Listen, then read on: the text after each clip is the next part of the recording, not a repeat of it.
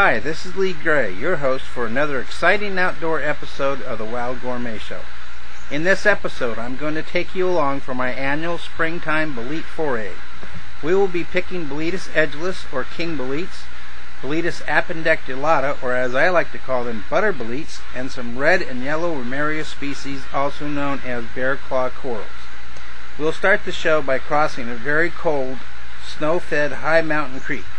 I sure don't want to fall in.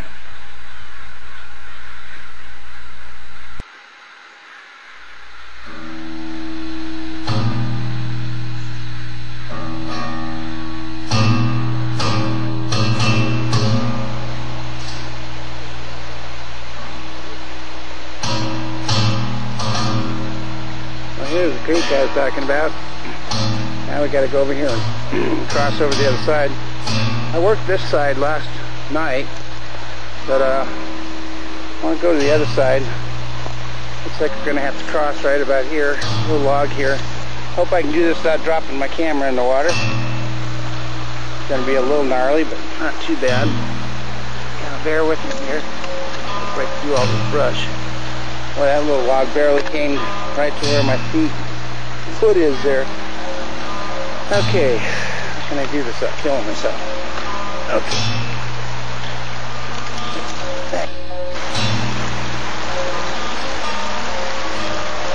Yeah, what knocked me off the log last week, I was out here trying to cross one like this. Had a little tree growing in the middle like this. When I went out and tried to go around it, off I went, right into the creek. See if I can do this without going off this side. Excuse me, little tree. I don't know if I should go in this one. Well, oh, I see it ends over there. Couldn't go all the way. Okay, I'm gonna have to go back. Let's try that one over there. That one looks like it goes all the way. Well, that was kind of hairy, so I'm gonna try this one. It looks like it starts a little better here. We're gonna go ahead and go from here. You can see that the thing comes sort of this bank. So the base of the tree does. Looks pretty thin over there, but I'll see what I can do. This isn't quite as crowded either with trees. Oh, I almost lost my footing there. I don't really have time to be looking, seeing what the camera's doing, so excuse me while I change hands back and forth. Actually, it looks pretty shallow. Maybe I should just try wading it. As soon as I do that, it'll be over my boots. Well, yeah, I'm going to continue on. Okay. Doing alright. Yeah. Alright, made it to a thicker part over here. Now, oh yeah, it looks like we can go right through here. Good. This is the fun part of mushroom picking. Kind of keeps me taking a bath. Yeah, it's pretty shallow right here. I can definitely walk this part. But I'm on a good log. Now let's see what we can go to from here. I think I will walk through here. It's only a couple inches deep, as you can see. Now my boots are there. There's my boots. This isn't too bad on this side. I think I can make it over there. But definitely deep holes. Use these fish if there's anything out here. Well, I'm going to have to try to get back up on another log, it looks like. I want to be on that one. Step up on this one. I hope that's not too deep right there. I will just walk on this log here. I'm going over this damn trees. Oh, go in the water. Good thing that wasn't deep. Here we go. Break my way through this brush. Man, getting my workout. Good thing I had a good breakfast.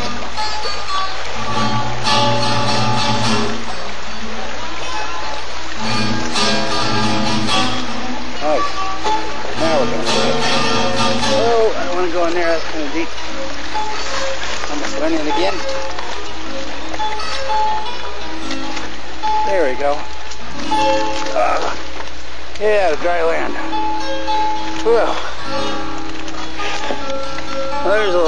for you in the morning.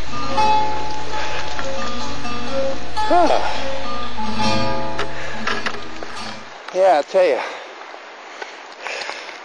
Kind of got my adrenaline going a little bit. Take a minute or two to recoup here. Get my breath. It's hard on old guys like us. All that stress thinking I'm going to fall in here. Yeah, when I got here last week, I was only here about 20 minutes. Tried to cross this creek.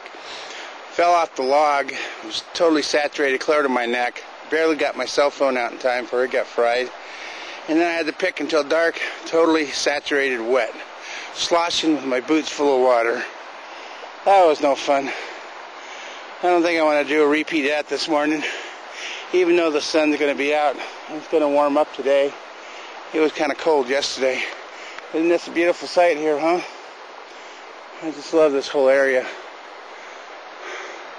I've been picking over here for about 28 years, so I know where a lot of the patches are and what we're looking for. So let's go see if I can find some species I showed you earlier. Maybe even find a truffle or two, I hope. Alrighty then. Let's hit it. Well, I've been traveling this little trail right here, coming from my camp back that way, and right on up through here. I haven't really found anything yet that I want to keep. It's a nice little trail.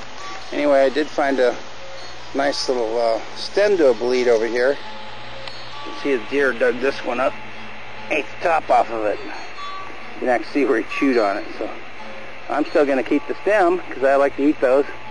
The stems of the king boletes are more like red meat, and the tops are more like the fat of the meat. So I like to eat the stem because they're a little more firm. You can always dry it and use it later. That's a regular porcini or a sep, just like you find in the markets dried, and reconstitute them. You can't tell the difference. So I'm gonna go. I don't mind eating after a deer. As far as I'm concerned, they're probably a cleaner bite than most people. So I'm gonna go ahead and take that piece and clean it up a little bit, and keep looking. Lots of times when you find one, you can look around and find another one. The deer might find one of them, but they might not find all of them. So I'm gonna look here for a little bit and see what else we can find. And I'll be back with you if I find one. If not, I'll just continue on the trail. When I do find something, we'll tune back in here. Thanks.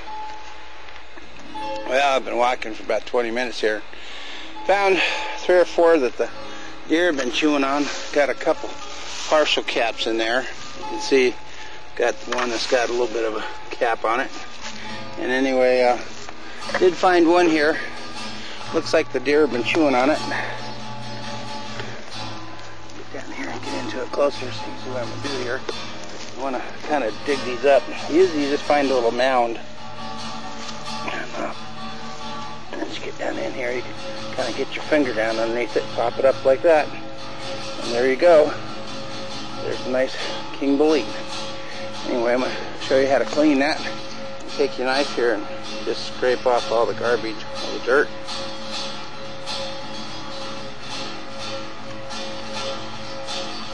Just like that. Cut the nodule off on the end. Gotta make sure you get everything all scraped off nice and clean. Nobody really likes to eat all the dirt. It's kind of sandy and dirty anyway. And you can take a napkin if you can, or a sponge, something. That's a little toilet paper.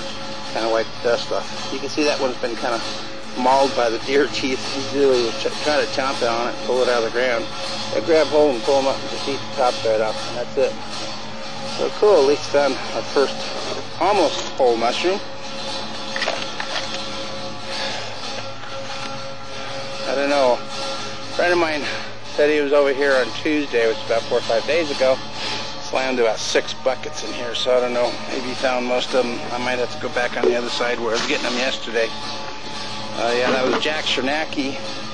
Jack's the author of a cookbook called Joe's Mushroom Cookery Book. Jack Chernacki's like a, I don't know, 4th or 5th generation mushroom picking family. They own a restaurant called Joe's in Pennsylvania. And Reading, I guess. Yeah, it's in Reading. And he's got, I don't know, I think he's got 4 books out on cooking wild mushrooms and picking. Right now he's involved in doing truffle oil, so I'm kind of excited to see that. He's quite the truffler. He's becoming kind of one of the foremost trufflers in the Northwest here already since he's been here. Anyway, he owns a little restaurant in Dayton, Oregon, called Joel Palmer House. Very nice restaurant. guess he's kind of retiring from that, turning the reins over to another gentleman. He's going to be just going out and doing the truffle thing. So maybe we'll have a show with him one of these days. Okay, let's get back to it.